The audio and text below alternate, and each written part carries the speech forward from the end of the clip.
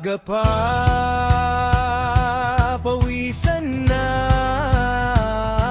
nakabarong shades at sapatos pa. Hawak ang logbook, ballpen na kagat, parang bida sa sariling alamat. Magandang umaga, iha, sabay saludo sa bawat dadaan. Magandang umaga, iho, parang lolo sa barangay sa may tindahan. Laging nakangiti si Kuya Gad sa pintuan, parang bayani sa harap ng eskwelahan. Pero may bulong na sikreto sa gilid ng daan, pautangan ng ₱100 mo riyan, kaibigan. Pautangan ng ₱100 mo riyan, kaibigan.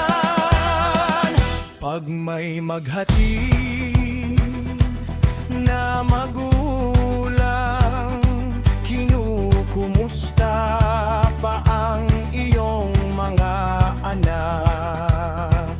Pasok ka na, wag mahiya, pero mata niya nasa bulsa mo talaga. Ang bait mo talagang estudyante, di katulad ng iba yan. Pasaway, sabay lapit sa iyong balikat, parang sasabog na ang punchline sa hangin ngayon. Laging nakangiti si Kuya Gad sa pintuan, parang bayani sa harap ng eskwelahan. Pero may bulong na sikreto sa gilid ng daan, pautangan ng ₱100 mo riyan, kaibigan.